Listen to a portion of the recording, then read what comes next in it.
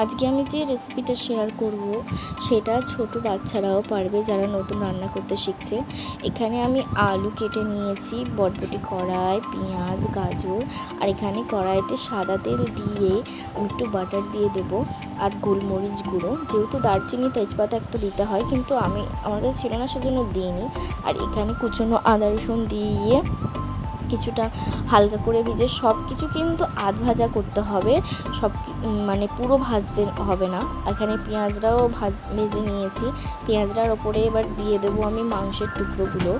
চর্বিযুক্ত মাংস নিলে একটু বেশি ভালো হয়, যেহেতু আমাকে চর্বিযুক্ত ছিল না, স্কিনযুক্ত মাংস আমি দিয়েছি। আর এখানে দেখো সোনার জন্যই যেহেতু করা হচ্ছে, সেজন্য অল্প মাংসে ওর জন্য একটা লেগ পিসও নেওয়া হয়েছে।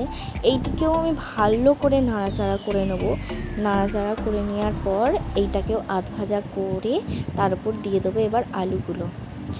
তারপরে আলুগুলোও ভালো করে নাড়াচাড়া করে নেব। তারপর দিয়ে দেবো গাজর, বটবটি, কড়াই। এবার এইগুলোকে সব কিছু দিয়ে ভালো করে নাড়াচাড়া করে দিয়ে দেবো 1 চিমটে হলুদ। অল্প হলুদ, বেশি হলুদ দিতে হবে না। এইটাকেও নাড়াচাড়া করে এবার দিয়ে দেবো জল পরিমাণ মতো দিয়ে এবার হালকা নুন দেবো স্বাদ অনুসারে। সেই জন্য যেহেতু বেশি লবণ না দিলেই চলে এতে।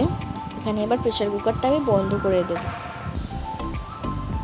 এবারে মিনিমাম 7টা থেকে 8টা সিটি হওয়ার পরে তারপরে আমরা জিনিসটাকে নিয়ে নেব, মানে জিনিসটা রেডি হয়ে যাবে। আর এই যে রেডি আমার চিকেন স্যুপ বা চিকেন স্টু, যাই বলো না কেন, তার উপরে একটু গোলমরিচ ছড়িয়ে আর একটু বাটার দিয়ে পরিবেশন করো। এই জিনিসটা ভাত, রুটি সমস্ত কিছুতে দিয়ে খাওয়া যাবে। যেহেতু দুপুরবেলা, সেজন্য ভাত দিয়েই আমি সোনাকে খাইয়েছি আর আমরাও খেয়েছি।